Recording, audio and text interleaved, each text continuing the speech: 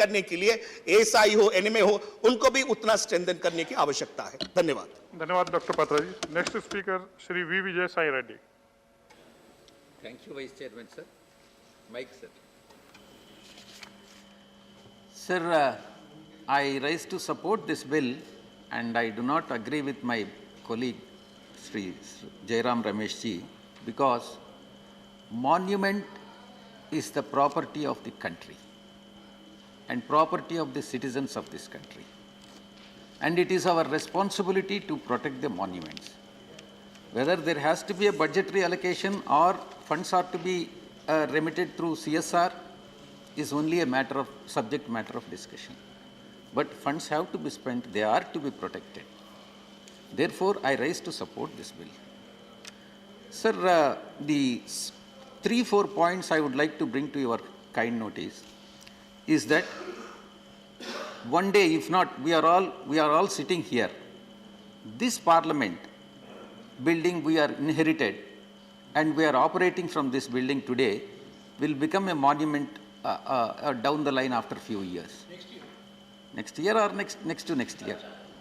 So, monument of democracy. Yes, this is also a monument. And temples are also monuments. Churches are also monuments. Mosques are also monuments. All prayer halls, there are so many monuments. They are to be protected irrespective of the caste, religion, everything. So, the bill is to be supported and deserves to be supported. Sir, see, I draw your attention to the CSR funds, relevant provisions in the Companies Act. Sir, the Companies Act, in fact, it is reproduced here. The company shall give, see how to spend the CSR funds. First of all, it's an average net profit of the company, 2% of the average net profit of the company. It is fine. So, where to spend? The company shall give preference to the local area and areas around it where it operates for spending the amount earmarked for corporate social responsibility activities. I would draw your kind attention to this particular provision. Sir, if there is a company whose head office or registered office is located in Hyderabad, Delhi or Bombay, and has got about 4 or 5 different factories located in 4 different states. And this particular Companies Act, provision in the Companies Act, gives an option to the company to spend not only the local area, it is not mandatory, it is an option given to the company. Wherever the company wants to spend, preferably local area, and it can spend. This should not be the case, because the company is collecting the taxes from the local people and paying the taxes to the local government, enjoying the facilities from the area where it is located, any state for that matter. Therefore, it is obligatory on the part, see, because the revenues are generated from 4 or 5 different sources in case if 4 factories are located at different places. Therefore, it has to be proportional.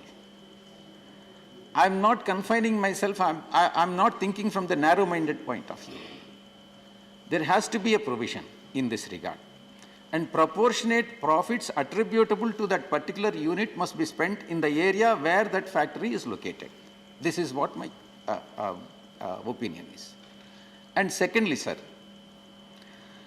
what will happen if 2% of the net profits are not spent as per the Companies Act? If amount is not spent within a period of 6 months from the end of the financial year, that is, if accounts are closed by 31st March, and if they are not spent by 30th September, these funds are to be deposited in PM Cares. My point is, why PM Cares? Why not CM Cares also? Yes. Why are you restricting this only to PM Care?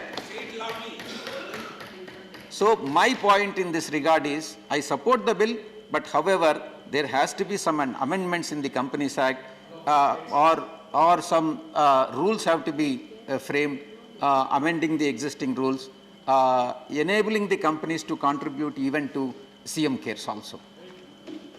Sir, the next point is, if funds are not spent and then if they are not transferred to PM Cares, what will happen? And the board will have to give a reasoning. Board of directors will have to give a reasoning. That is not what we have expected. We are expecting from the Companies Act. There has to be a penal provision. That is mandatory. So there has to be a penal provision to be incorporated in the Companies Act, penalizing the board of directors for not following the section 135 schedule 7 of the Companies Act. And secondly, sir, unfortunately, Honorable Finance Minister is not present here in this August House.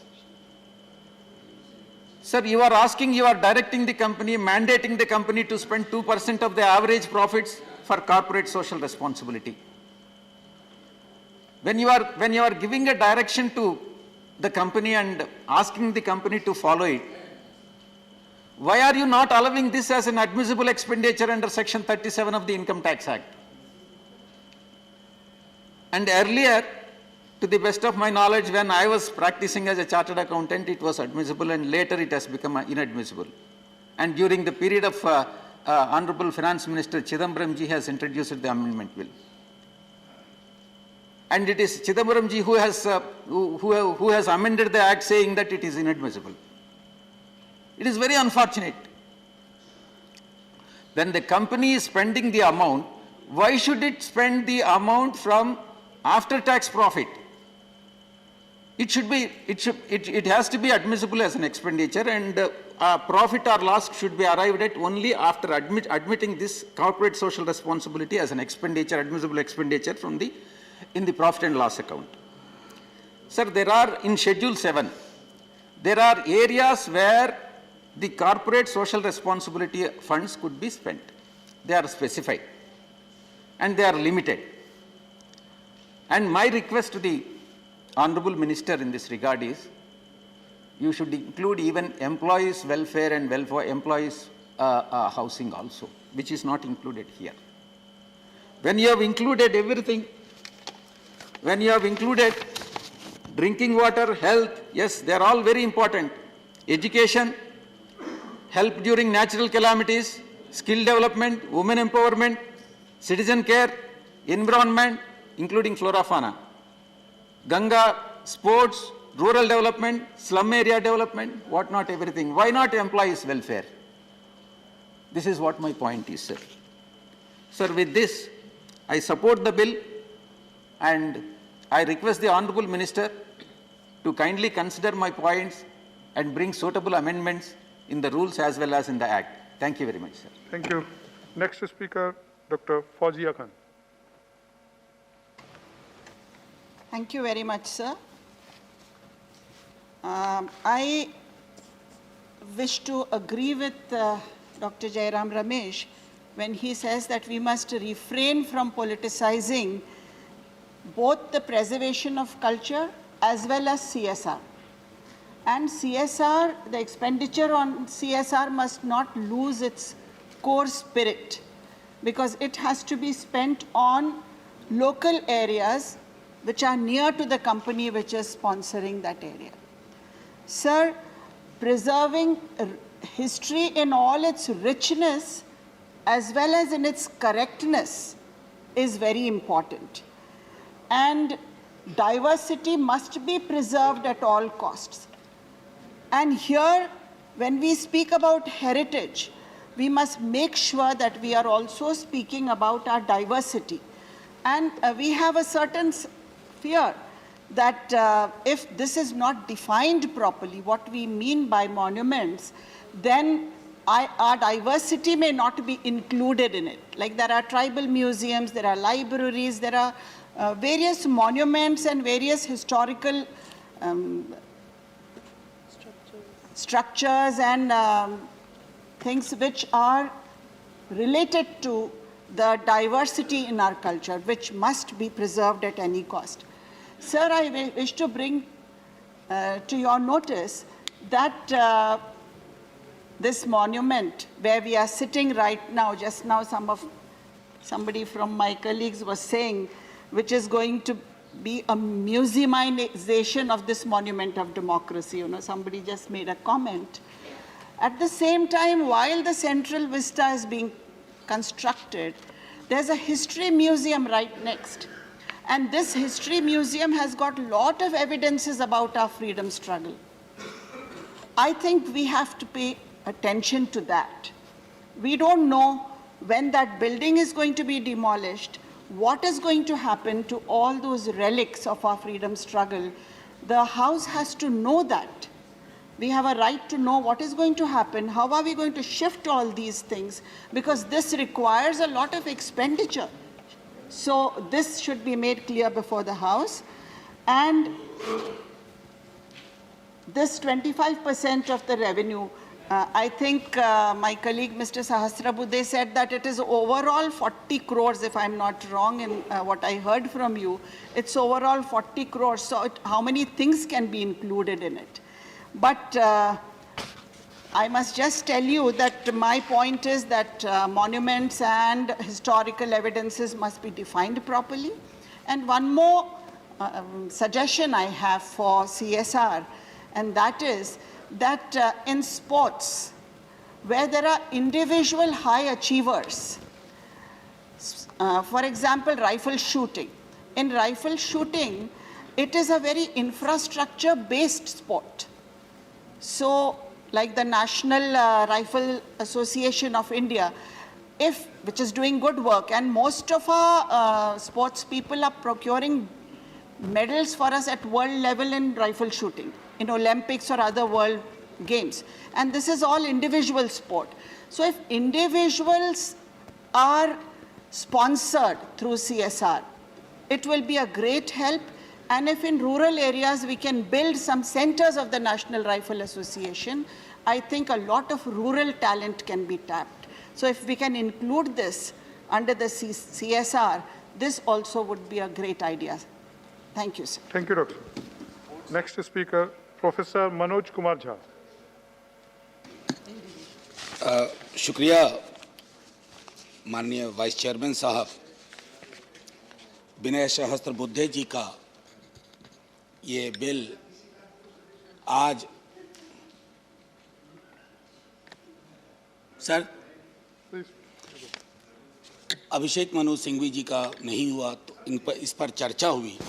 मैं सर्वप्रथम तो ये कहूँ, बड़े संजीदा व्यक्ति हैं, मैं ईश्वर से प्रार्थना करता हूं कि ऊपर वालों की नज़र पड़े तो इन्हें प्राइवेट मेंबर बिल ना लाना पड़े, प्रॉपर बिल लेकर के आएँ और जल्द लेकर के आएँ। वो दूसरी चीज़ जो बहुत महत्वपूर्ण है, मुझे कोई गुरेज नहीं है, मैं अपने कलीग जयराम जी और बाकी कलीग्स को की फहरिस्त में अपने को शुमार करता हूं कि हमें ज़रूरत है अपने मॉन्यूमेंट्स को प्रिजर्व करने की, जहां रिपेयर करने की ज़रूरत हो वहां मेंटेनेंस की।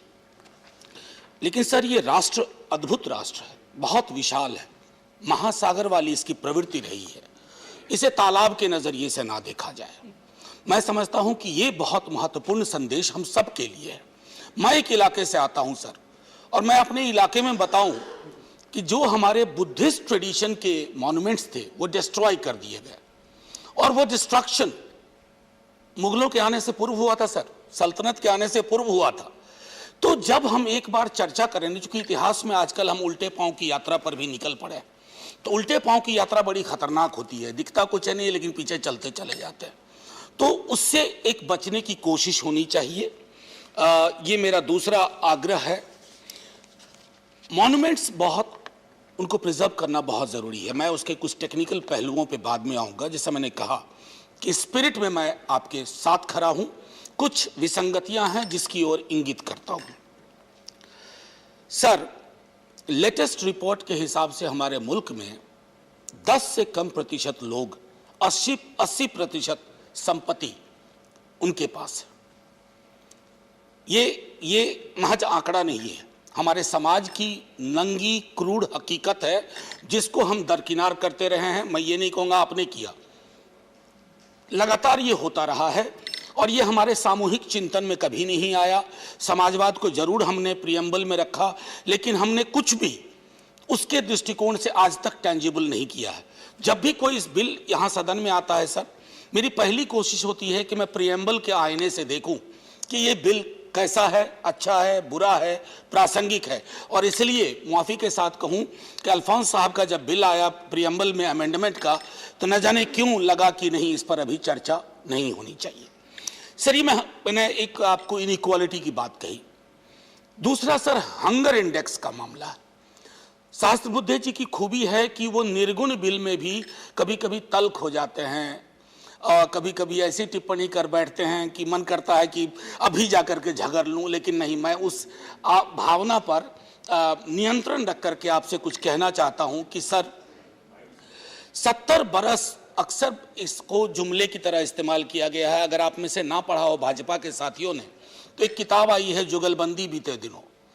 वो आडवाणी जी और वाजपेयी जी के रिश्तों पे बड़ी अच्छी किताब है।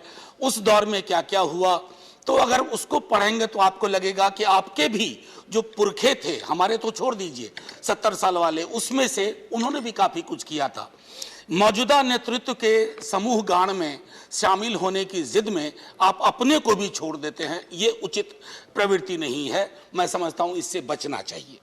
सर, मैं क्यों ये बात कह रहा हूँ कि हमें हमारी नीति और नीयत, चाहे यही बिल क्यों ना हो, इस नजरिए से बनाना चाहिए कि जिंदा लोग को ये कैसा प्रभाव डालेगा। आप कहते हैं ना खेलेगा इंडिया, मैं कह रहा हूं कि बचेगा नहीं इंडिया तो देखेगा क्या इंडिया। ये हमारी कोशिश होनी चाहिए। अब मैं जब देख रहा था 135 का, मेरा मानना यह है सर इसमें कि बैलेंस थोड़ा करना होगा। आपकी जो असमानता का महासागर है, अगर आप उसको डेंट करना चाहते हैं तो आप स्पेसिफिक मैंडेट इस बात का भी दीजिए कि जिस इलाके में भी वो हो, इनकम जनरेशन प्रोग्राम पे अत्यधिक फोकस हो। सर, अक्सर CSR में मैंने देखा है ना कि एक इमारत बनवाई जाती है, वो इमारत कुछ दिन के बाद खाली खंडहर में तब्दील हो जाती है। हाल के दिनों में ये भी सुना, कई बार CSR के जो टॉप PSU के हैं उनसे बात करता हूं, तो वो कहते हैं कि थोड़ा एक बदल गया है कि जहां जहां चुनाव होते हैं आजकल हमें वहां जाने को कहा जाता है। तो ये जो इलेक्शन के साथ CSR का रिश्ता हो गया है, सहस्त्रबुद्धे जी के बिल के माध्यम से वो रिश्ता टूट जाए या कमजोर हो जाए तो मैं समझता हूं बहुत महत्वपूर्ण होगा। मैं इसमें एक मॉन्यूमेंट्स को लेकर के जो अथॉरिटी वाली बात जयराम जी ने कही, मैं उससे अपने को जोड़ता हूं और कहता हूं कि इस तरह की जो भी बॉडीज आप बनाएं, उसमें आप ऐसी इंटीग्रिटी वाले लोगों को रखें जिनके ज्ञान पे, जिनके विस्तार पे किसी को कोई शक ना हो। आपके पास बहुत सारे ऐसे पद हैं जो किसी को दिए जा सकते हैं, मसलन ITDC वगैरह, लेकिन इसमें नहीं, मॉन्यूमेंट्स वगैरह टाइप में नहीं, मेरा मानना है। सर, एक चीज जो मैं कह करके अपनी बात खत्म करूंगा, एक एडॉप्ट हेरिटेज, अपनी धरोहर वाला भी कार्यक्रम है, अपनी पहचान, क्या हम उसके साथ इसको जोड़ करके और पुख्ता कर सकते हैं। और मैं एक चीज कहूं, इमारत काफी बनाई भी जा रही है इन दिनों। हमारी नई संसद की इमारत बन रही है, संभवतः हम लोग अगले वर्ष बैठेंगे। लेकिन एक हमारे वाइस चांसलर साहब थे, माननीय सभापति जी, उनके बारे में कहूं कि एक इमारत एक बार बनी थी और मैं एक टीचर के रूप में वो प्रोग्राम कंडक्ट कर रहा था, तो उन्होंने कहा कि cemented structures have an inherent inclination to also become the cemetery of knowledge। मेरा इस संसद की नई इमारत बनने में डर इसी बात का है कि कहीं संसदीय लोकतंत्र संग्रहालय की विषय वस्तु न बन जाए। इससे बचना चाहिए। इमारत बनाइए, मजबूत इमारत बनाइए, आपका नाम शाहजहां की तरह हो, ताजमहल बना के दिया मुमताज की याद में, आप किसी की भी याद में बनाए, लेकिन हाँ, आपने एक इमारत बना करके दी। मेरा एक आखिरी टिप्पणी मैं करूंगा सर, और उसके बाद खत्म करूंगा। एक जो मैंने कहा सेंस ऑफ बैलेंस थोड़ा अगर आ जाए सहस्त्रबुद्धे जी वाले में, कि थोड़ा हम, और सबसे बड़ा फोकस हमारा हो इनकम जनरेशन में, एम्प्लॉयमेंट जनरेशन में, और साथ ही साथ, और वो मैंडेटेड हो, विजय साई जी से मैं बात लूंगा, उनकी बात को जोड़ूंगा, मैंडेटेड हो, उसका एक डायरेक्शन हो, क्योंकि अभी तक डायरेक्शन का भी अभाव रहा है, उस आधार पर कोशिश करें।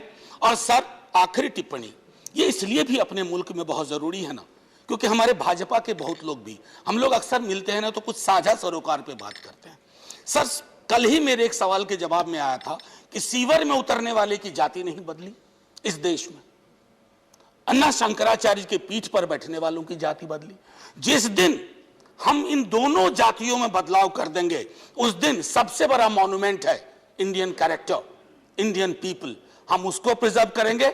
और मैं इत्तेफाक रखता हूं, मैं चाहूंगा कि माननीय मंत्री महोदय सब इस बिल को पास करवा दें। कुछ अमेंडमेंट हम लोग लगा देंगे, लेकिन बिल पास करवा दीजिएगा, बड़ी मेहरबानी होगी, नहीं तो फिर प्रॉपर मिनिस्टर बन के वो बिल लेके आएंगे। Thank thank you you, doctor जय हिंद sir. Thank you Manoj Jha ji. Next speaker Shri Mahesh Poddar जी।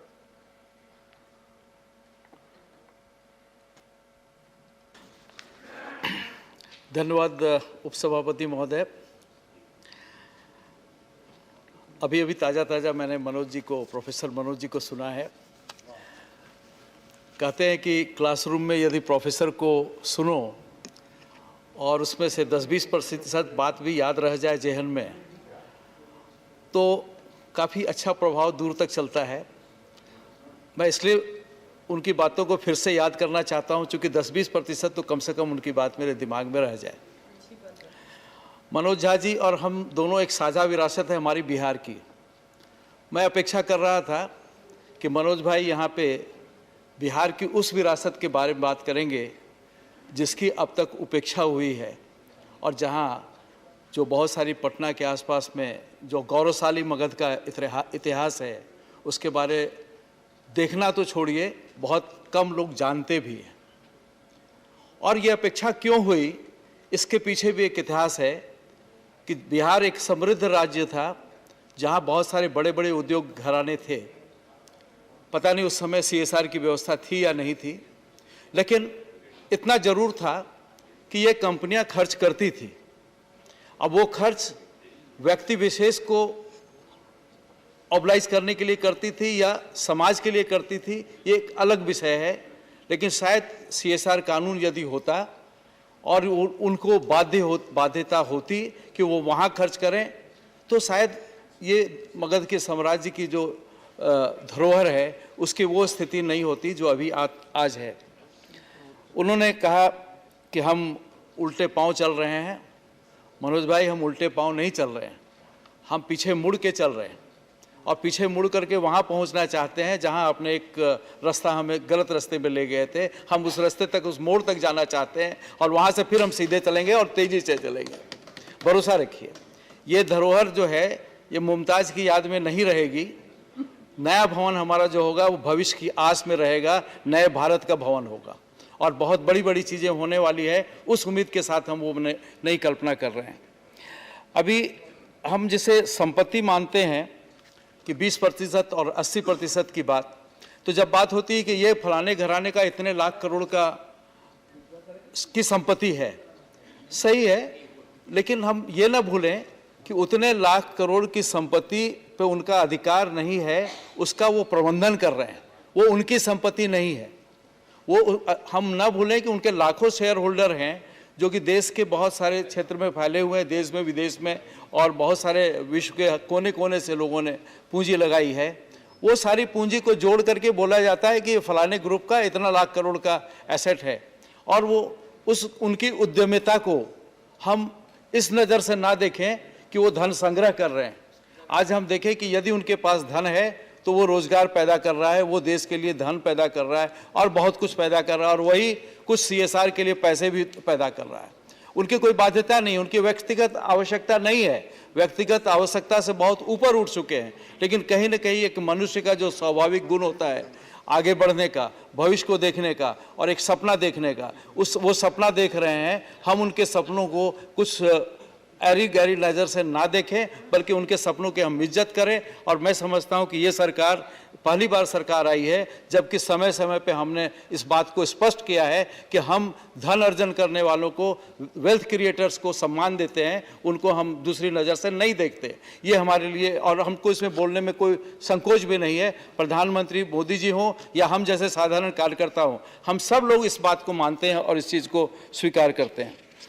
महोदय, ये जो कंपनी कानून बना था 2013 में, काफ़ी लंबे समय बाद में बना था, और 2013 के बाद में पता नहीं ये कानून कैसा बना कि अब तक 100 से अधिक अमेंडमेंट हो चुके हैं, और CSR में भी के प्रावधान में भी अमेंडमेंट की संभावना है या गुंजाइश है, ये मैं कल्पना भी नहीं कर सकता था। लेकिन माननीय सहस्त्रबुद्धे जी ने ये प्रस्ताव दिया है, ये बड़ी बात है।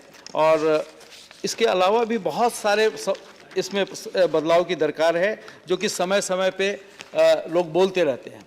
मैं तो समझता हूं, बल्कि मंत्री जी को मैं ये कहना चाहूँगा, अब समय आ गया है कि हम कंपनी एक्ट 2013 को फिर से रीराइट करें और 100 अमेंडमेंट जितने हुए हैं, आप कल्पना करें किसी कानून में 100-150 अमेंडमेंट हो जाएं तो कानून का पालन कौन करता है? एक व्यवसायी करता है, कंपनी करती है, एक छोटी भी कंपनी होती है, बड़ी कंपनी होती है। बड़ी कंपनियों के पास में तो बहुत सारे जानकार लोग होते हैं, छोटी कंपनियों के पास में जानकार नहीं होते हैं, तो आए दिन वो उनका उल्लंघन होता है, आए दिन उनको सजा होती है। और मुझे खुशी है कि इस सरकार ने बहुत सारे जो प्रावधान थे जिनमें सजा का प्रावधान था, उनको हटा करके उनको पेनल्टी का प्रावधान किया है। ये खुशी है इस बात की। लेकिन अब मैं समझता हूँ कि समय आ गया है इस पूरे कानून को हम एक नई नज़र से देखें और आवश्यकता के हिसाब से आने वाली जो 5 ट्रिलियन इकोनॉमी की नज़र से और ग्रोथ के हिसाब से उसको हम देख करके एक नया कानून लेके आए। महोदय, धर्मार्थ की भावना दिल के अंदर से निकलती है और कुछ समाज में, या यूँ मैं कहूँ कि कुछ लोगों में और कुछ धर्म में भी एक आवश्यकता और बताया जाता है कि तुम यदि 100 रुपया कमाते हो तो उसका एक हिस्सा समाज के लिए तुम निकाल दो, उसको कुछ खर्च करो। ये सारे मेरे ख्याल से करीब करीब सारे धर्मों में भी इस बात का उल्लेख है। हाँ, एक बात जरूर है कि धर्म की बात लोग कितने मानते नहीं मानते उनके खुद के विवेक पे है। लेकिन हम ये देखें कि आज अंग्रेज़ों के ज़माने से समझिए कि और उसके पहले से भी देखिए, यदि भारत में जितने मंदिर के निर्माण हुए, क्योंकि मंदिर सिर्फ मूर्ति पूजा का स्थल नहीं था, वो मूर्ति पूजा से बहुत ज़्यादा अधिक बड़ा स्थल था, जहाँ सांस्कृतिक, आर्थिक, हर तरह की गतिविधियाँ होती थी। और यदि इस देश को और इस देश की संस्कृति को बचाया गया है तो इन मंदिरों के द्वारा। मंदिर किसी सरकार ने नहीं बनाया था, मंदिर लोगों ने बनाया था। धर्मशालाएँ, कुआँ, ऐसे ऐसे बहुत सारी चीज़ें थी जो कि मानव जीवन के लिए बहुत आवश्यक था। बड़े बड़े अकाल हुए फिर भी लोग जिंदा रहे और उनको कुछ न कुछ व्यवस्था की गई। तो ये किसी कानून के द्वारा नहीं की गई या कानूनी व्यवस्था के कारण या किसी कंपनियों के कारण नहीं की गई। छोटे छोटे लोगों ने, छोटे छोटे व्यापारियों ने इसमें ये किया। महोदय, हमारे यहाँ, मैं जिस शहर से आता हूँ रांची में, ज़्यादा पुराना नहीं, 1960 के आसपास में पूरे शहर में एक ही सरकारी अस्पताल हुआ करता था और वहाँ पे भी प्रेगनेंसी के समय में कोई व्यवस्था नहीं थी। एक मिशन का चर्च का एक हॉस्पिटल था करीब 20 किलोमीटर दूर, या दूसरा था 8 किलोमीटर दूर। लोगों के आमतौर पे लोगों के पास गाड़ियाँ भी नहीं थी। लोग रिक्शे में बैठ के, साइकिल रिक्शा में बैठ के या बस में बैठ करके, औरतों को मजबूरी थी जाना वहाँ पे प्रसव कराने के लिए। कुछ व्यापारियों ने इस पीड़ा को देख करके निर्णय लिया और छोटे छोटे चंदे जमा करके कुछ लाख 2 लाख रुपया जमा किया और उसके बाद में वो एक किसी बड़े धनाढ़ के यहाँ गए। वो बड़े खुश हुए और उन्होंने अपना बंगला उनको दे दिया कि यहाँ पे तुम ये प्रसूति केंद्र चालू कर दो।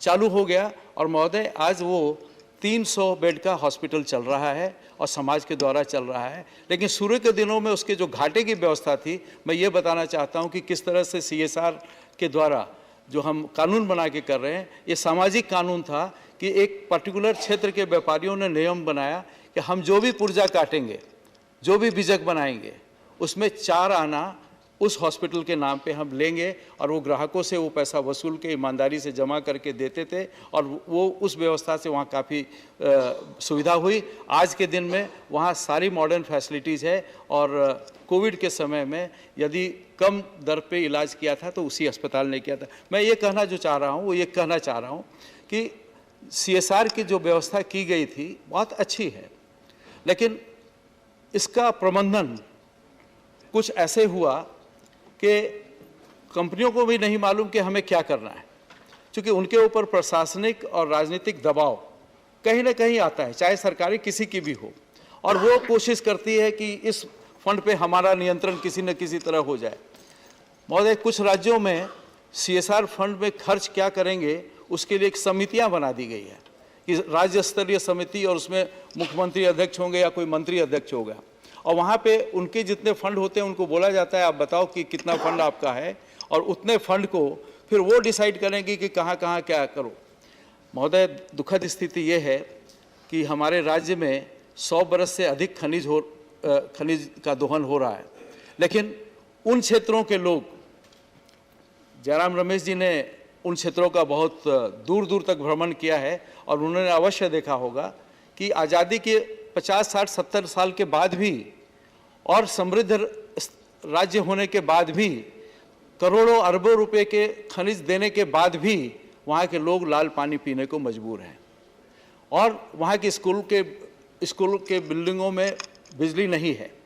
तो अब ऐसी स्थिति में आप ये मान के चलिए कि क्या हम उन उद्योगों को नहीं बोल सकते थे कि तुम्हारे ज़िले में जितने स्कूल के भवन हैं उनमें बिजली की व्यवस्था करा दो, तुम्हारे जितने गांव हैं उनमें पेयजल की व्यवस्था करा दो। क्या हम ज़रूरी है कि उनके द्वारा फंड को सरकार ले और अपने डिपार्टमेंट के माध्यम से खर्च कराए?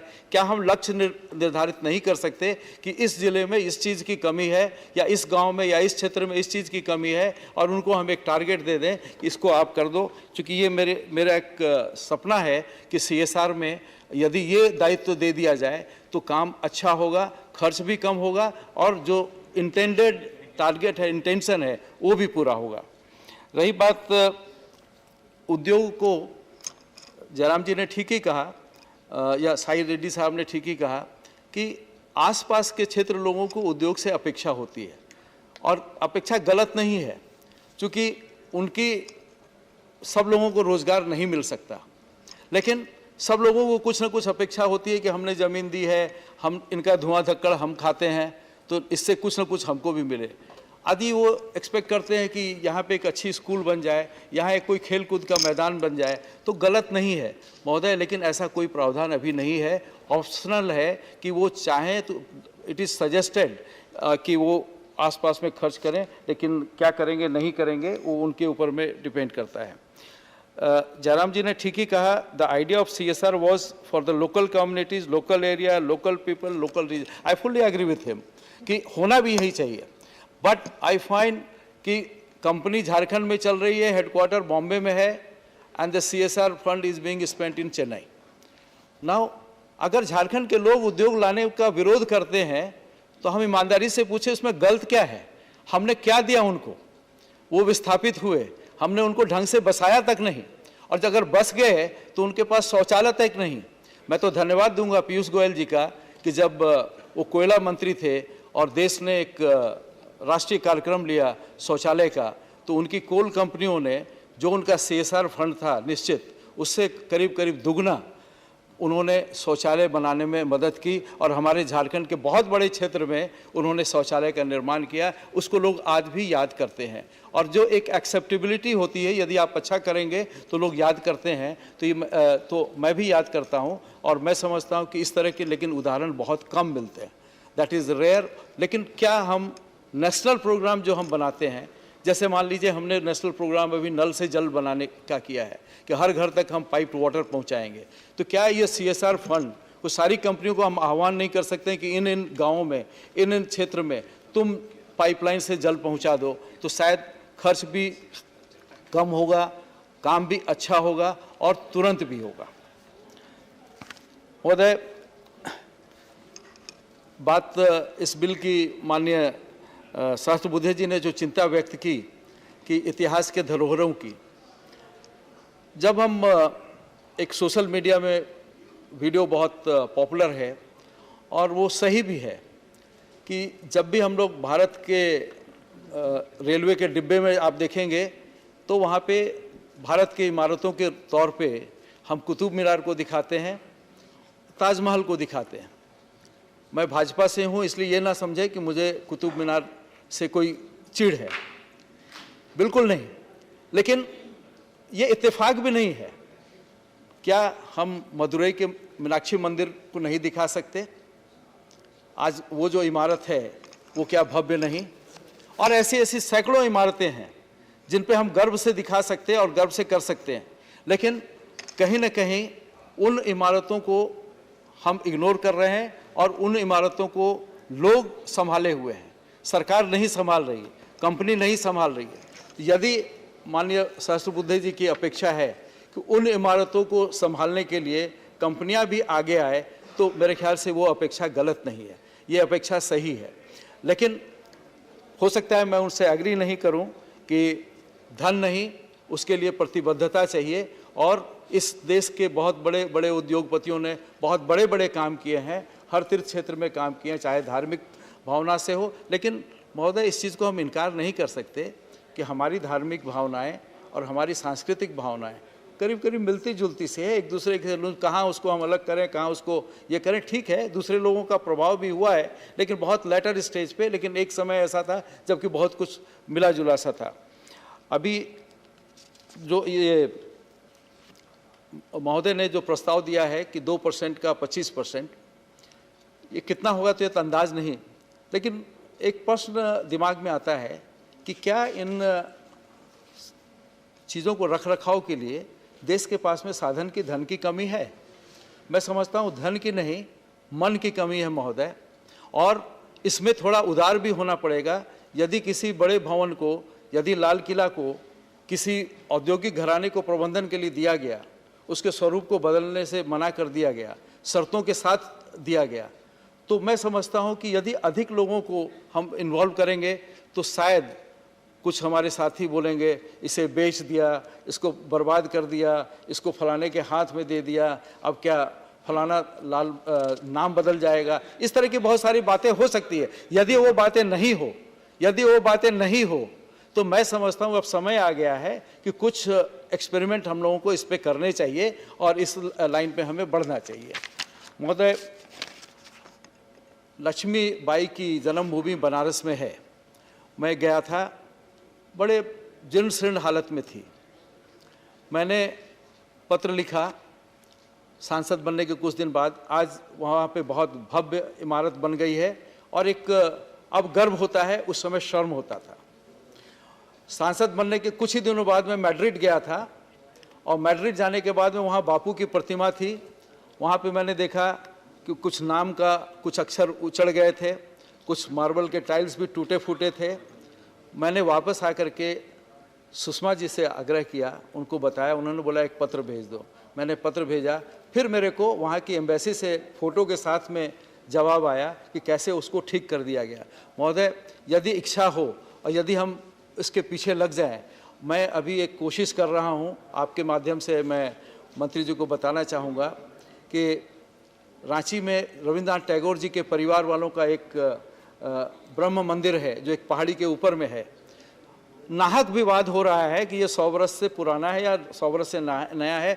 चूँकि 100 वर्ष से पुराना अखबार, उसमें छपा हुआ है कि इस परिवार ने ऐसे ऐसे ये प्रक्रिया पूरी की है, लेकिन उसको सरकार मान नहीं रही है, उसके अधिकारी मान नहीं रहे। मेरा आग्रह है कि चलिए आज इस बिल के माध्यम से मैं सरकार को कहना चाहूँगा, उसको देखें, क्योंकि रविंद्रनाथ टैगोर का रांची के साथ में लगाव बहुत ज़्यादा था। उनका परिवार वहाँ पे घर था और वो लोग महीनों महीनों वहाँ रहते थे। और एकमात्र ब्रह्म मंदिर है, किसी निराकार मंदिर है, ये अपने आप में एक अनूठी भावना है, इसको देखें। और एक दूसरी बात महोदय, कि जिसके लिए सरकार कर सकती है और चाहे तो किसी कॉरपोरेट को बोल के करवा सकती है बिना कानून के।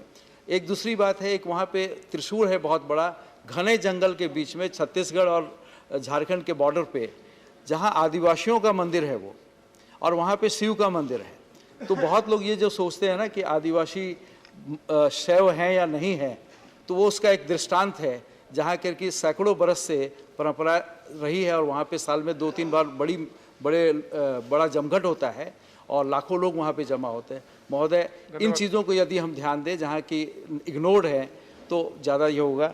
और इस सब के साथ में मैं माननीय सहस्त्रबुद्धे जी से आग्रह ही कर सकता हूँ कि इसको सुझाव के तौर पे दें। और मैं समझता हूँ कि कानून से नहीं बल्कि भावनाओं से प्रेरित करके, और वो सक्षम है इसमें, क्योंकि जिस वर्ग को भी वो संबोधित कर लेंगे, वो वर्ग इनके कहने पे, आह्वान पे कुछ भी कर सकते हैं। Thank you. Next speaker doctor अमी Yagnik. Thank you, sir. So the honorable member has come out with this bill where he seeks some amendment in the Companies Act for Section 135 on the corporate social responsibility. Sir, he has come with an amendment which seeks that there should be some kind of a portion carved out from the CSR funds by the company to see that it is used for the repair, restoration, management, maintenance and upkeep of ancient monuments and archaeological sites which are of national importance. So two important facts come out of this. One is that this should have been a representation to the government and to the Honorable Prime Minister when this already wonderful monument where we are sitting in the temple of democracy is going to be completely sidelined and a new monument is coming up for us to shift there. So this should have been taken up at that particular point of time as a separate representation and not as something that is connected to social responsibility in the Companies Act. So corporate social responsibility came in 2013 in the Companies Act, and where the companies were asked, mandated by law, that 2% of their profit of the preceding 3 years should be used for social work as a part of their social responsibility in this society. The three highlighting factors were social, human development and environment development, where the CSR is spent. When there is a separate authority for monuments and maintenance of this heritage culture, with a special budget carved out to see that the provisions of this act are managed, there is a body, there is an authority, there is a complete system to manage and maintain these monuments in the country. Why should there be an amendment in the Companies Act for CSR activities? Sir, India's reports, the last reports on social indicators are seen. We need so much to be done on the social factors and in the social arena that the corporate responsibility was brought in 2013 with that particular intention in mind, that this being some kind of a philanthropic activity, the companies may bring in their efforts in their planning so that these profits, a percentage of these profits is used for society in an ethical and beneficial way. Sir, over the years, the CSR has been used to build schools, to see that environmental standards are improved, where the company has its projects in the local areas, where there is scope for improvement, and it is a complementary part where the government is bringing schemes and bringing policies, and where this corporate social responsibility of that company adds to that efforts of the government, where the education is required, where environment is required to be preserved, and where we need empowerment on the human development. Sir, these are the indicators of social corporate responsibility. Bringing these monuments or giving an example that when you visit some monument sites and you find some scribblings on those monument walls, you feel that they require maintenance. So this is not to be brought by way of an amendment to correct those kind of indulgences which our tourists indulge in. There are methods and ways to see that there are duties of the citizens that have to be followed. We want our fundamental rights. We also want the states to follow the directive principles of state policy which are enshrined in the Constitution of India, but we somewhere forget the fundamental duties, the civic duties which we are supposed to have. We are also a part of society. We also should know that we are not supposed to damage monuments. So that is a different aspect. But because of that, you want to ask the corporate social responsibility to be modified or to be amended and to bring 25% of that 2% of amount to be spent on these maintenance and management of monuments. I think it is absolutely a complete disjunct between the principles why this particular social responsibility was inserted in the Act. So second thing, how does the honorable member come to a 25% number? Some rationale has to be given for everything that you bring when you bring by way of a private member's bill. And to bring such an amendment in the Companies Act by just coming out with a percentage that is carved out for philanthropic activity and voluntary, earlier people used to do, but to bring it by way of a law, I think is completely irrational in a sense. This should have been done by way of giving some suggestions to the Honorable Prime Minister also, to also the government, that yes, we need a lot more social work to be done. And if social work is not being complemented by enough funds, I think there should be ways and means to see that we are doing something better for the society. Sir, when we talk about environment and when we have put that special CSR by way of social upliftment, human development and environment good for the country, sir, we find that mining areas, there are underground water tables that are disturbed. We find areas where there is no drinking water. We find areas where women are not empowered.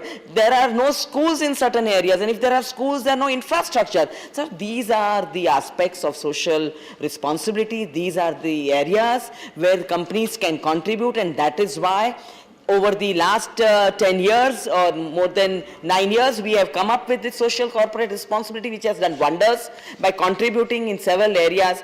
But to talk about bringing monuments and maintaining buildings or managing these buildings, I think is absolutely not fair. And the Honorable Member, I would request the Honorable Member to kindly see that what actually is the rationale, the intent, the object behind bringing CSR in the Companies Act. It is a separate detailed act, and to bring this particular aspect has taken a while, deliberations, and it has been passed by way of an amendment. So this CSR, let it be there for the intention for which it was created. Sir, last but not the least, sir, the local authorities also do have a say when you talk about managing or maintaining or repairing monuments which are in that particular local areas. So there are several factors, there are several agencies. It can be done in a proper way, but not by bringing a private member's bill here and bringing an amendment in an act, in a Companies Act, which has been amended by bringing in a particular very novel idea of bringing a CSR in our law. And when you are mandated by law, the companies are implementing. When we heard the amount of crores that have been given by the companies by way of CSR, we are also seeing the results. But the negative part which was told by a couple of our members, that they are not spent for the right time, for the right projects, or not spent at the right time, they're spent in distant areas, they cannot be a part of such a private member's bill. So I would request the Honorable Member to withdraw this bill and come out with a very, very detailed representation to the government that yes, we need maintenance of our heritage buildings, we need to repair our buildings, and we need to preserve them for posterity, but not in this way. There should be separate budgetary allocations, and that is the way I think we save our monuments of national importance. Thank you very much, sir. Thank you, Doctor. Next speaker, Sri Rakesh Sinha ji.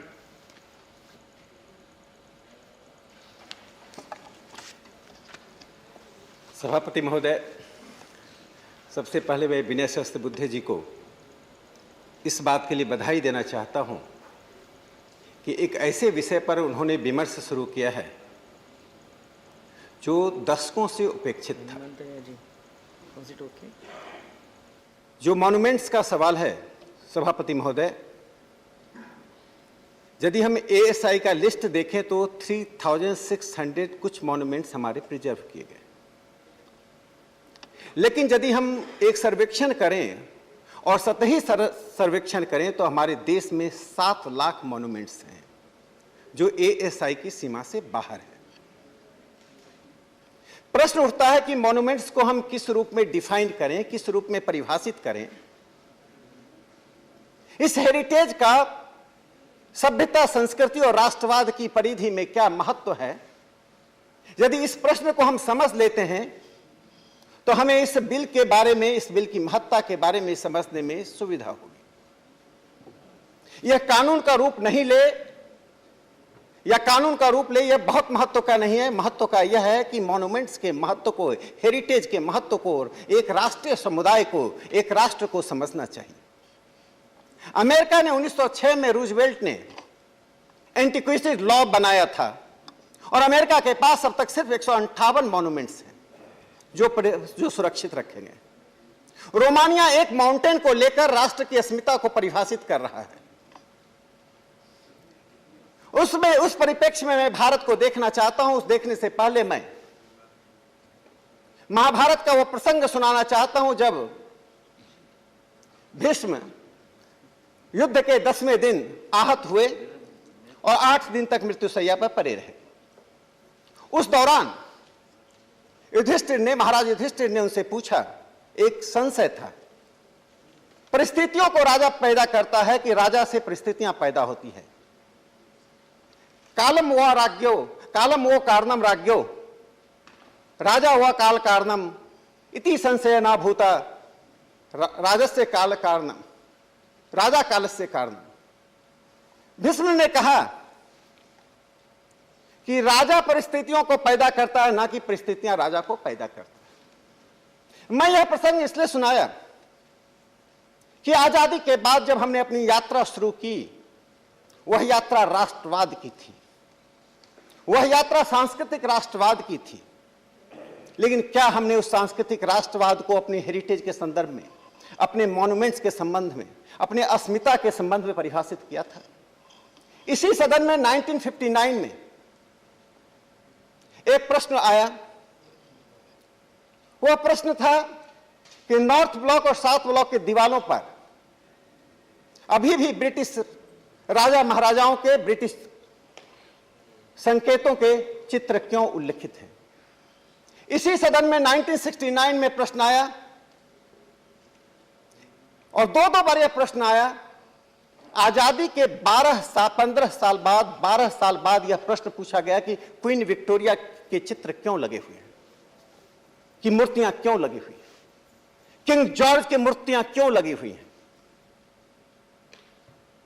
तो मैंने कहा, जो विनय सहस्त्रबुद्धे जी ने guardian अखबार को उद्धृत किया, आखिर गार्डियन अखबार ने 2014 को यह क्यों लिखा था, finally Britishers have left India? इस भविष्यवाणी के पीछे वह इंपीरिकल फैक्ट्स और तथ्यात्मक चीजें थी। उस एक घटना का जिक्र करके मैं इस बिल पर आना चाहता हूं। श्यामजी कृष्ण वर्मा ब्रिटेन में, लंदन में थे। उन्होंने इंडिया हाउस की स्थापना की। हम सब जानते हैं कि इंडिया हाउस भारत से बाहर साम्राज्यवादी आंदोलन का एक केंद्र बिंदु था। चाहे लाला हरदयाल थे या वीर सावरकर, सभी इंडिया हाउस और श्यामजी कृष्ण वर्मा से प्रेरित और प्रभावित थे। वो सोशियोलॉजिस्ट एक पत्रिका निकालते थे, पूरी दुनिया में स्वतंत्रता, समानता और राष्ट्र साम्राज्यवाद के विरोध की जो वैचारिक लड़ाई थी, वो लड़ रहे थे। श्यामजी कृष्ण वर्मा ने अपनी मृत्यु के पहले एक विल लिखा।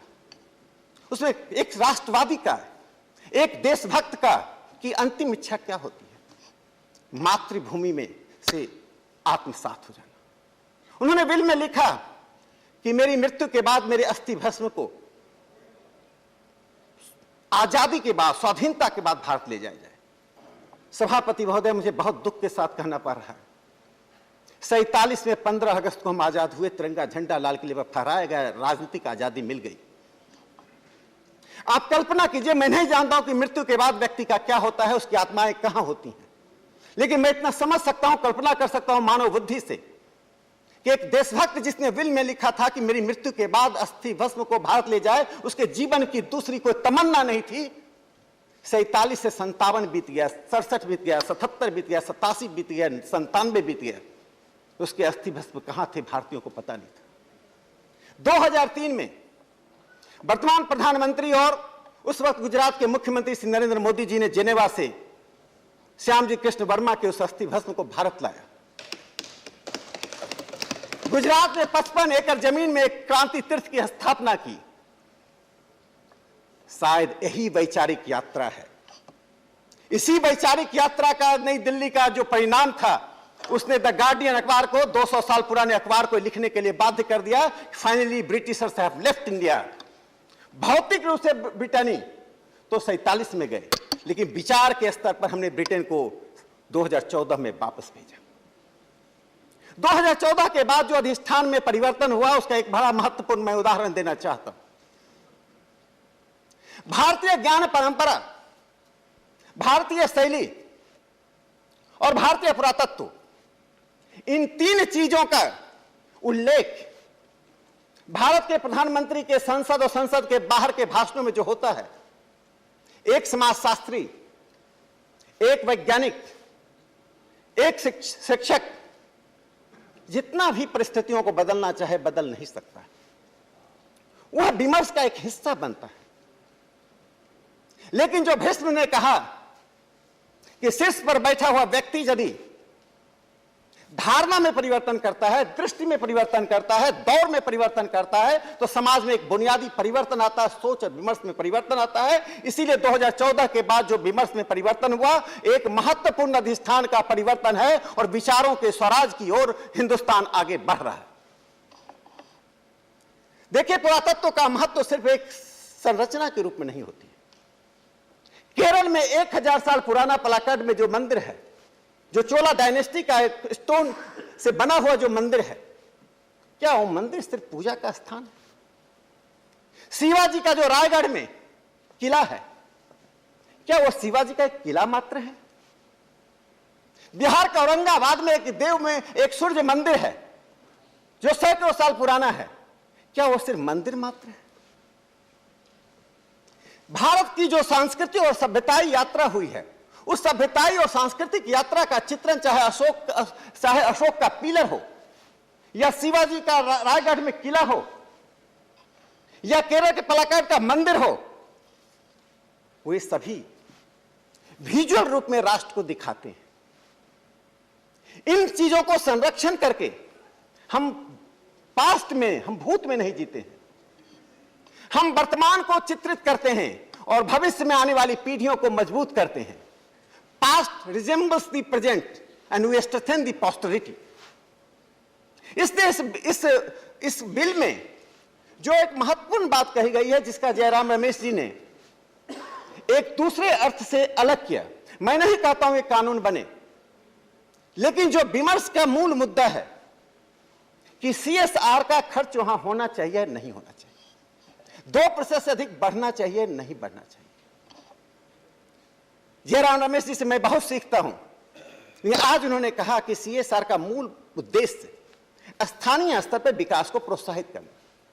इस बात से कोई इंकार नहीं कर सकता है कि स्थानीयता का महत्व CSR में है, लेकिन एक राष्ट्र की परिभाषा सिर्फ यदि भौतिक विकास में होती तो भारत का अस्तित्व आज नहीं, सैकड़ों वर्ष पहले मिट गया होता। हमने संस्कृति को अपने सभ्यता के आईने में परिभाषित किया और सभ्यता को हमने मानव यात्रा के साथ जोड़ा। मानव यात्रा, सभ्यता और हमारी संस्कृति, तीनों के बीच जो जीवंत संबंध है, उसी को हमारे पुरातत्व प्रतिबिंबित करते हैं। एक स्थानीय स्तर का पुरातत्व, चाहे सेंट्रल दिल्ली में जो अशोक का पिलर है, उस अशोक के पिलर की जो आज ढांचे में जो आज दिक्कतें आ रही हैं, उस ढांचे में जो न्यूनताएं आ गई हैं, उन न्यूनताओं से जो हमारी वर्तमान और आगे वाली पीढ़ी देखेगी, उसका ध्यान अशोक के उस साम्राज्य की ओर नहीं, अशोक की धर्म की परिभाषा की ओर नहीं, उसका ध्यान इस बात के लिए जाएगा कि आज के वर्तमान के हमारे जो शासक हैं, उनकी दृष्टि में संस्कृति और सभ्यता का महत्व नहीं है। इसलिए 2014 में सत्ता बदलने के बाद प्रधानमंत्री जी ने जो बार बार एक बात पर जोर दिया, चाहे वो मन की बात में उस स्थानीय पक्ष को रखा जिस स्थानीय पक्ष में वैश्विकता आती है, और जो वैश्विक पक्ष को रखा जिसमें स्थानीयता आती है, यही मॉन्यूमेंट्स भारत को एक राष्ट्र के रूप में, विजुअल के रूप में दृष्टि दिखाती हैं। दुनिया भारत को उन्हीं मॉन्यूमेंट्स में देखती है। मैं एक और बात इसमें जोड़ना चाहता हूं। मैंने कहा अमेरिका के पास 158 मॉन्यूमेंट्स हैं। रूजवेल्ट ने जब 1906 में कानून पे दस्तखत किया था, उसने 17 बार उसका उपयोग किया। रूजवेल्ट ने अपने जीवन में सबसे अधिक उपयोग किसी कानून का किया तो यही एंटीक्विटीज एक्ट का किया। वो जानता था अमेरिका को एक हिस्टोरिक कम्युनिटी बनना है। यूरोप, अफ्रीका और एशिया के दूसरे देश ऐतिहासिक समुदाय बनने की प्रक्रिया में मॉन्यूमेंट्स को ढूंढ रहे थे। हम ऐतिहासिक समुदाय इसलिए हैं कि चाहे 47 हो या 1857 हो या उसके पहले 1757 हो, भारत की परिभाषा 1700, 1600 या 1000 साल की नहीं है। भारत की परिभाषा 10,000 साल की यात्रा की है। यदि नालंदा के विश्वविद्यालय के मॉन्यूमेंट्स को सिर्फ हमने यह देखा कि एक भवन को जला दिया गया, तो वह नहीं है। नालंदा विश्वविद्यालय में बख्तियार खिलजी ने भले ही आग लगाया, लेकिन वो एक दार्शनिक पक्ष को, पीढ़ियों को, दुनिया को दिखाती है कि एक सत्यम विप्रा बहुधा वदंती। यह सिद्धांत जो है, यह जो दर्शन है कि कंटेस्टेशन इज द कोर, जो प्रधानमंत्री जी ने पिछले भाषण में उपनिषद, केदारनाथ से एक उपनिषद का वो 2 शब्द प्रयोग किया, नेति नेति, यह भी नहीं वह भी नहीं, this is not, that is not. ये contestation is the core of the Indian civilizational values. यदि हम कंटेस्टेशन को निकाल दें, नेति नेति को निकाल दें, तो पंथ निरपेक्षता की संपूर्ण परिभाषा ही समाप्त हो जाती है। जिन लोगों ने नेति नेति से बाहर रह के भारत की पंथ निरपेक्षता को परिभाषित किया, जो लोग नेति नेति में रहकर पंथ निरपेक्षता को परिभाषित करते हैं, मॉन्यूमेंट्स उसी को चित्रित करता है। वो एक मात्र स्ट्रक्चर नहीं, मात्र संरचना नहीं, उसके पीछे एक दर्शन है, एक इतिहास है। मॉन्यूमेंट्स के बारे में 2 और महत्वपूर्ण पक्ष हैं।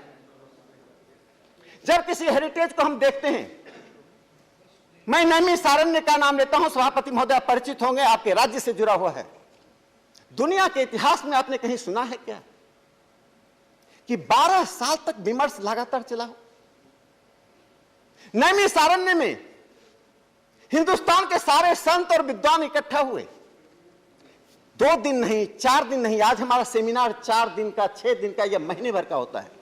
12 वर्ष तक हमारे विद्वान, एक दिन में 100 सेमिनार एक साथ समानांतर होता था। उस नैमिषारण्य को संरक्षित करना और नैमिषारण्य के उस दृष्टि को पीढ़ियों को दिखाना कि यह देश तर्क पर आधारित देश है। क्या सिर्फ हम आर्थिक ढांचे में इसको देखेंगे कि 2% हो या 25% हो? या माननीय भूपेंद्र जी ने जो कहा हस्तिनापुर, यह हस्तिनापुर की जो एक चित्र है, वह चित्र सिर्फ भारत को जीता है। जो भारत से बाहर के लोग आते हैं, जब हस्तिनापुर में उन्हें बताया जाता कि युद्ध कैसे हुआ, युद्ध में क्या परिणाम निकला, भगवत गीता का उपदेश कैसे दिया गया, तो वह सभ्यता की वो निरंतरता है। इसलिए मैं कहता हूं भारत एक सभ्यताई राष्ट्र है, बाकी राष्ट्र राजनीतिक राष्ट्र है। पहले एक सभ्यता होती थी और अनेक राष्ट्र होते थे, लेकिन जब से यूरोप ने मॉडर्न नेशन स्टेट का कंसेप्ट दिया और राष्ट्र को संस्कृति से बाहर भूगोल में सिमटना शुरू कर दिया, तो हम एक बड़ी सभ्यता को, 10,000 बड़ी सभ्यता को और भारत की वर्तमान ज्योग्राफिकल एरिया से बाहर की सभ्यता को एक छोटे से भूभाग में समेट कर रखने की जिम्मेदारी लेकर चल रहे हैं। यह सिर्फ संवैधानिक जिम्मेदारी नहीं है, मैं जयराम रमेश जी को बताना चाहता हूं, यह हमारी एक नैतिक और सांस्कृतिक जिम्मेदारी है कि उस सभ्यता को लेकर चल रहे हैं। बहुत से हमारे हिस्से आज अफगानिस्तान में हैं, संस्कृति के बहुत से विरासत की चीजें आज पाकिस्तान और बांग्लादेश में हैं। आखिर पाणिनि का जन्म कहां हुआ? सिर्फ भूगोल बदलने से हम पाणिनि को भारत भूल नहीं सकता है। पृथ्वीराज चौहान पृथ्वीराज चौहान का आज स्थान कहां है? भले ही वो अफगानिस्तान में, लेकिन आज पृथ्वीराज चौहान को हिंदुस्तान नहीं भूल सकता है। तो सांस्कृतिक राष्ट्रवाद की परिधि में जब संविधान सभा में बहस चल रही थी, तब कन्हैयालाल मानिकलाल मुंशी ने जो तब कहा, और जब सोमनाथ मंदिर का जीर्णोद्धार हो रहा था, जो एक महत्वपूर्ण डिबेट है, और हमारे मित्र इस बात से सहमति व्यक्त करेंगे कि जब डॉक्टर राजेंद्र प्रसाद जी ने, पंडित नेहरू और डॉक्टर राजेंद्र प्रसाद जी का, दोनों का मैं सम्मान करता हूं कि दोनों की अपनी दृष्टियां होती थी, दोनों ही अपनी दृष्टि के अनुसार अपनी बातें कहते थे। जवाहरलाल नेहरू जी की दृष्टि में एक यूरोप आधारित एक राष्ट्रवाद की एक परिकल्पना थी, और डॉक्टर राजेंद्र प्रसाद कन्हैयालाल मानिकलाल मुंशी के मस्तिष्क में एक भारत केंद्रित राष्ट्रवाद की परिभाषा थी। जब उन्होंने सोमनाथ के मंदिर को, एक सिर्फ मंदिर को गौरी गजनी ने तोड़ा, एक मुस्लिम आक्रमणकारी ने एक हिंदू मंदिर को तोड़ा, इस रूप में देखने की एक परिभाषा आई। उसी परिभाषा से बाहर निकलकर जब कन्हैयालाल मानिकलाल मुंशी जी ने प्रधानमंत्री जवाहरलाल नेहरू को पत्र लिखा, तो उसमें लिखा, collective conscience of India in favour of reconstructing the Somnath temple. यह कलेक्टिव कॉन्सेंस ऑफ इंडिया क्या है? यह जो सामूहिक सब चेतना है, सामूहिक उपचेतना है, वो सामूहिक उपचेतना 3 बातों से बनती है। मैं अपनी बात समाप्त करता हूं 2 मिनट के अंदर। पहली बात सामूहिक उपचेतना में हम अपने आप को उस विरासत से जोड़ते हैं। तो विरासत लेगेसी से शब्द नहीं है, विरासत अद्वैत का शब्द नहीं है, वो द्वैत का शब्द है। विरासत से हम उस भवन को देखते हैं, जिस भवन से हम वह जोड़ते हैं कि इस भवन से शासन कैसे हुआ, इस भवन में बैठा कौन था, उसका सामाजिक और राजनीतिक दर्शन कौन था। दूसरा दूसरा जो हम अपनी विरासत से के अलावा हम जोड़ते हैं, राष्ट्रीय परिप्रेक्ष्य में हम देखते हैं कि हमारी आयु क्या है। क्या हमारी आयु विदेशियों के द्वारा परिभाषित है या आयु हमारे द्वारा परिभाषित है। तो वह आयु हमें उन हेरिटेज से, उस विरासत से मिलता है। तीसरा, हमारा भविष्य क्या है। जो हेरिटेज है, मॉन्यूमेंट्स हैं, वो हमारे पास्ट को नहीं, पास्ट के उस ग्लोरी को दिखाते हैं। जिस मॉन्यूमेंट से हमारी हार दिखाई पड़ती है, वहां हमारा रेजिस्टेंस दिखाई पड़ता है कि इसके बावजूद मैं किसी मॉन्यूमेंट्स को हटाने के समक्ष नहीं हूं। इसके बावजूद भी भारत बना रहा है, इसके बावजूद भी भारत की सभ्यता और संस्कृति आगे बढ़ती रही। ये जो बावजूद है, with you, without you, irrespective of you, आप साथ हैं। जो मॉन्यूमेंट हमारे साथ रहा, जो मॉन्यूमेंट हमारे साथ नहीं रहा, जो मॉन्यूमेंट रहने के बावजूद भी हम रहे, इन तीनों के बावजूद भारत की सभ्यता और संस्कृति पलती बढ़ती रही। मैं अंत में एक बात से अपनी बात समाप्त करना चाहता हूं। इसकी चर्चा मैंने एक बार अपने भाषण में सदन में किया था। बस सभापति महोदय, मैं 30 सेकंड में अपनी बात समाप्त करता हूं। आप बार बार इधर देख रहे हैं। 1931 में कृष्णचंद्र भट्टाचार्य जी ने, प्रोफेसर केसी भट्टाचार्य ने आशुतोष मेमोरियल लेक्चर कलकत्ता में दिया था। उसमें उन्होंने कहा था कि राजनीतिक गुलामी दिखाई पड़ती है क्योंकि व्यक्ति के ऊपर डोमिनेशन होता है, आधिपत्य होता है, लेकिन सांस्कृतिक और वैचारिक गुलामी दिखाई नहीं पड़ती है क्योंकि वह विचारों के तौर पर, संस्कृति के तौर पर स्नेह आपके अंदर आता है। पहले आप उसका प्रतिरोध करते हैं, बाद में वह आपको स्वयं आदर्श लगने लगता है, जिसकी आप नकल करते हैं, इमिटेटर्स बन जाते हैं, वह आपके लिए आदर्श बन जाता है। फिर वैसा ही बनना चाहते हैं, वैसा ही बोलना चाहते हैं, वैसा ही करना चाहते हैं। तो यूरोप केंद्रित जो वैचारिक डोमिनेशन था और है, उसका कारण है कि 47 से लेकर 2014 तक हमने मॉन्यूमेंट्स को बचाया, लेकिन हमने उसके महत्व को नहीं समझा। हमने अपनी गति धीमी रखी।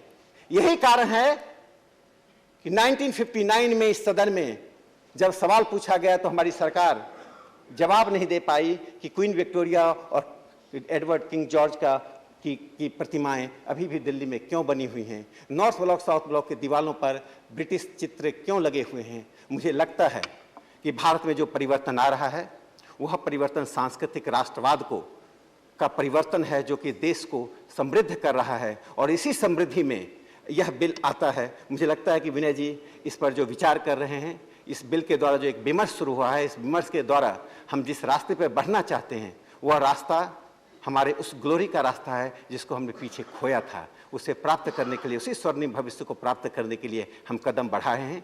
कोई चाहे या ना चाहे, भारत का कदम बढ़ चुका है, इसको कोई रोक नहीं सकता। धन्यवाद राकेश सिन्हा जी। Next speaker Shri Harshvardhan Singh Dungarpur.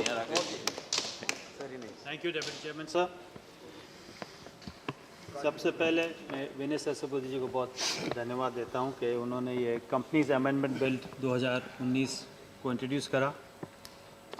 वैसे मैं हाउस में आया ही थे और विनय जी बोल रहे थे और मेरे को लगा कि मैं खुद जो वो बोल रहे थे, मैं खुद इस बिल से प्रभावित हूँ और इन्वॉल्व हूँ। तो इसलिए मैंने सोचा कि मुझे इस बिल पर ज़रूर बोलना चाहिए। Sir, this bill says that at least 25% of the 2%, तो एक मेंबर ने अभी बोला था कि 25% नहीं है, 2% का 25% है। तो कुछ मेंबर्स इसको बराबर समझ नहीं रहे हैं। Of the average net profit of the company made during the 3 immediately preceding financial years be spent on repair, restoration, management, maintenance and upkeep of ancient monuments. So average net profit भी एक इसको और clearly define करना पड़ेगा. Sir मैं खुद एक बहुत प्राचीन monument का मैं उसका ओनर हूँ. हम उसको संभालने की कोशिश कर रहे हैं, लेकिन फंड्स की कमी की वजह से हम उसको संभाल नहीं सक रहे हैं. Sir, monuments are an integral part of the country's culture and a source of reconstruction of history for the historians of the future, sir. Sir, they represent the past of a country on which the present is built. And I'm very glad that CSR has been introduced to look after these monuments, sir. So there are 38 UNESCO heritage sites in the country. 18 अप्रैल को world heritage day है. Ministry of Culture receives less than 1% of the annual budget of the country. If I'm not wrong, I think I'm correct. And so we need more funding, of course, but if CSR can help in preserving the monument of India, it'll be a great help. हमारे भारत में अनेकों monuments हैं और कई monuments खराब हो रहे हैं. So improper maintenance leads to long-term or permanent damage of artifacts and the monument itself, and a lot of artifacts go missing. So there is permanent damage or a heritage is lost forever. 93 ASI monuments listed हैं. So adopt a heritage by a local industry and to look after the monument. जैसे मेरे पहले कोई प्रवक्ता ने बोला था कि अगर अडॉप्ट करना है तो उसी एरिया को मॉन्यूमेंट को अडॉप्ट करे, तो वो एक प्रावधान ऐसे होना चाहिए कि अगर इंडस्ट्री यहाँ है तो यहाँ का ही मॉन्यूमेंट को अडॉप्ट करे, बजाय कि लाखों हजारों मील दूर या 100 मील दूर. तो एक ये प्रावधान जरूर होना चाहिए. हमारे डूंगरपुर में जो हमारी प्रॉपर्टी है, एक जूना महल है जो 13वीं शताब्दी में उसका कंस्ट्रक्शन चालू हुआ था और 13वीं से 18वीं शताब्दी तक ये कंस्ट्रक्शन हुआ. इसके अंदर मेरे ख्याल से पूरे भारत में इसके अंदर सबसे ज़्यादा पेंटिंग्स और वॉल म्यूरल्स हैं एक ही महल में या एक ही पैलेस में पूरे भारत में. और ये 2014 में world monument funds watch list पे इसको चिन्हित किया था. तो इस लिस्ट में अनेकों भारत के मॉन्यूमेंट्स हैं. हमें खुशी है कि हम भी इस लिस्ट में आए, जैसे कि अनेकों मंदिर हैं, हम्पी, फोर्ट्स हैं, ताजमहल भी है इसमें. तो ये जो लिस्ट पे चिन्हित हुआ ये वर्ल्ड मॉन्यूमेंट फंड्स के ऊपर, तो ये ध्यान आकर्षित करता है कि ये भी एक बहुत ही प्राचीन मॉन्यूमेंट है जिसको कोई मदद की ज़रूरत है, लेकिन फंड्स नहीं आते. आज हमारे पास प्रॉब्लम ये है कि हम खुद ही देख रहे हैं कि हर साल कुछ न कुछ इसमें डैमेज हो जाता है और फंड्स की ज़रूरत है, लेकिन ये प्राइवेट प्रॉपर्टी है. इसलिए सरकार से मैं गुजारिश करता हूँ कि प्राइवेट पब्लिक पार्टनरशिप की तरह ये प्राइवेट पैलेसेस और इनको भी फंड्स की मदद दे देनी चाहिए. और ये पूरे विश्व में सबसे पुरानी रेजिडेंस या पैलेस है जो 13वीं शताब्दी से एक ही परिवार के साथ रही है. तो ये भी एक यूनिक चीज़ है हमारे ओल्ड पैलेस के. ये जो धरोहर है ये सिर्फ मेरी धरोहर नहीं है, ये मेरे शहर डूंगरपुर की धरोहर है, ये मेरे स्टेट राजस्थान की धरोहर है, ये मेरा देश भारत की धरोहर है. इसलिए ये हम सब की धरोहर है और इसको संभालना बहुत ही ज़रूरी है। और काफ़ी कुछ फोर्ट्स, पैलेसेस, मॉन्यूमेंट्स ये आज़ादी के पहले ओल्ड डायनेस्टीज या राजा महाराजाओं ने बनाए, कई मंदिर, विशाल मंदिर भी बनाए। तो उनका योगदान भारत की संस्कृति या हेरिटेज में बहुत ही महत्वपूर्ण योगदान रहा है, ये हमको कभी नहीं भूलना चाहिए। और हम सब ने भारत में विलय करके ये धरोहर हमने भारत के साथ जोड़ दी है, हमें बड़ी खुशी है। अंत में एक बार फिर मैं विनय जी से बहुत धन्यवाद देता हूँ कि आपने ये बिल को इंट्रोड्यूस करा और मुझे ये मौका दिया बोलने को। बहुत बहुत धन्यवाद। मैं इस बिल को सपोर्ट करता हूँ। माननीय मंत्री।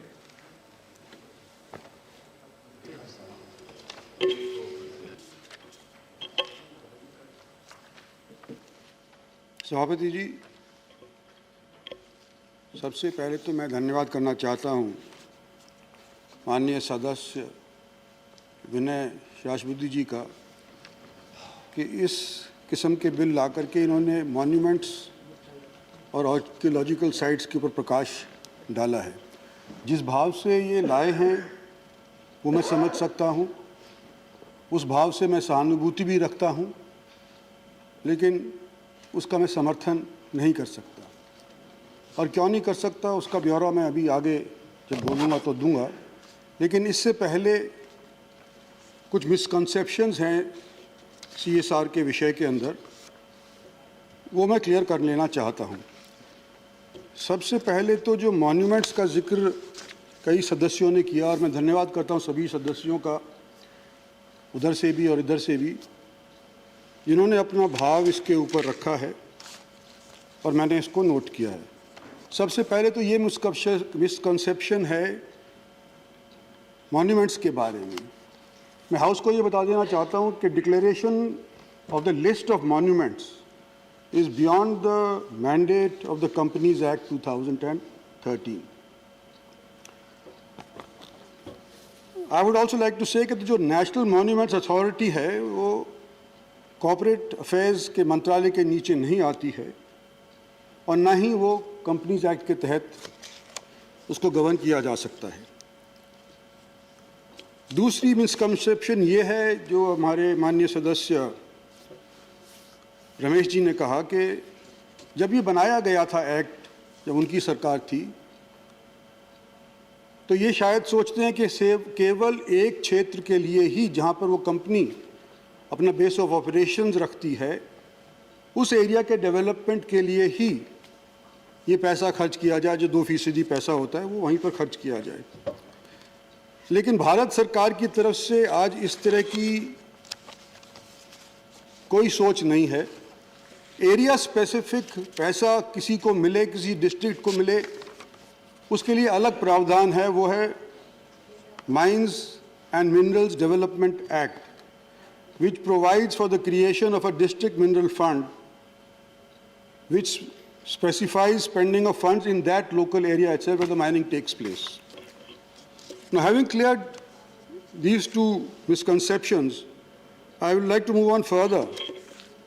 That the pan-India thinking of the government of India is that if a company makes profit at a particular place, it is not necessary that that place itself should benefit from the CSR funding of that company. We must take into account places like Jammu and Kashmir, Ladakh, the Northeast.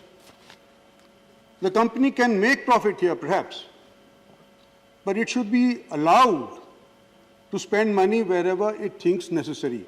And this is a mandate that given to the board of the company कि जिस तरह से आप चाहते हैं आपके इस 2% पैसे को आप खर्च कर सकते हैं।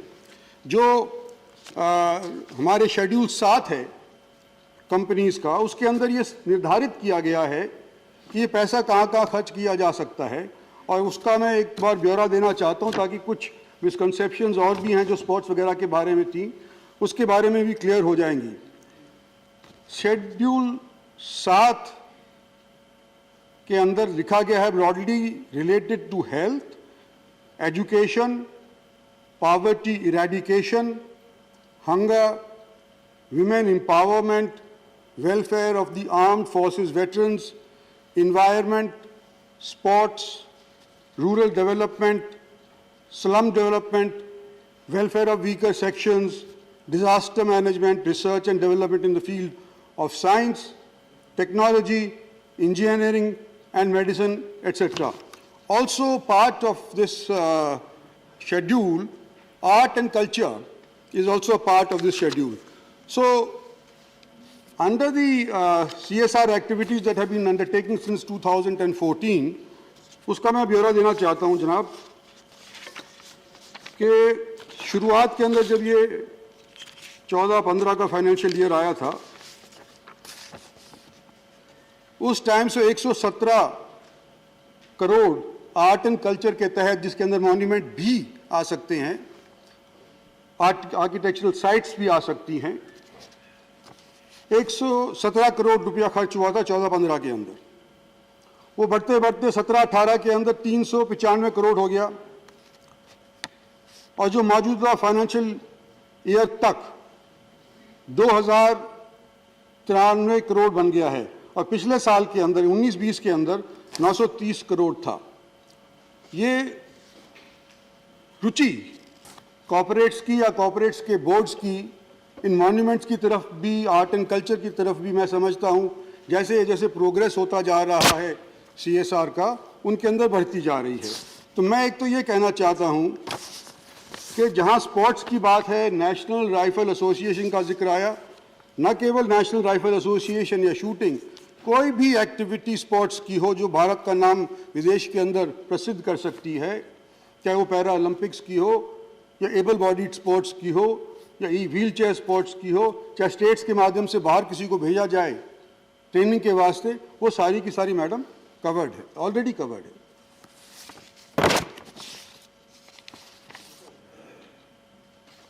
और क्योंकि ये भारत सरकार का ब्रॉड नजरिया है, इसका मतलब ये नहीं है कि हम जो राष्ट्रपति जी ने कहा है उसको नजरअंदाज करना चाहते हैं। हालांकि ये कॉर्पोरेट मंत्रालय के या CSR के तहत हमारा मैंडेट नहीं है कि हम उनको पाबंद करें कि इस चीज़ के लिए खर्च करें, लेकिन अनौपचारिक तौर के ऊपर इसके बारे में चर्चा ज़रूर हो सकती है। और जब हम चर्चा करते हैं, भारत सरकार की तरफ से करते हैं, MP के तौर पे भी कर सकते हैं, तो मैं समझता हूँ कुछ ना कुछ ख्याल कॉर्पोरेट्स के दिमाग के अंदर आएगा भी, और हम फिकी जैसी संस्थाएं हैं जो इनको रिप्रेजेंट करती हैं कंपनीज़ को, उनसे ये चर्चा ज़रूर कर सकते हैं। और आने वाले समय के अंदर मैं ये उम्मीद करता हूँ कि हम सब मिलकर के, हाउस के सभी सदस्य जिन्होंने हिस्सा लिया है इसके अंदर, ये सभी मिलकर इसके बारे में चर्चा करते हैं, तो मॉन्यूमेंट्स के ऊपर भी आने वाले समय के अंदर कुछ और फालतू खर्चा under the art and culture head will take place. So my request to the Honorable Minister is that everybody who has spoken today, except for a few who have not accepted that monuments should be preserved, the sense of the House is that monuments should be preserved. This is our historical legacy. It should be preserved. For that, we are willing to talk to corporate sector, their representatives in official capacity. Sorry? माननीय मंत्री, सदन का क्योंकि समय समाप्त हो रहा है, अगर 2-3 मिनट में आप पूरा हाँ, 2-3 मिनट में खत्म करता हूँ मैं। मेरा निवेदन सिर्फ इतना ही है, 2-3 मिनट के लिए जी प्लीज। मेरा निवेदन इतना ही है राष्ट्रपति जी से कि फिलहाल ये आपने हमारे संज्ञान के अंदर, भारत सरकार के संज्ञान के अंदर, प्राइम मिनिस्टर के संज्ञान के अंदर ये बात ला दी गई है, तो कृपा करके जो मैंने कहा है उसके विचार में सोचते हुए इस बिल को कृपा करके आप वापस ले लीजिए। Thank you. Discussion will continue next time. The House stands adjourned to meet at 11 hours on Monday, the 6th December 2021. Continue.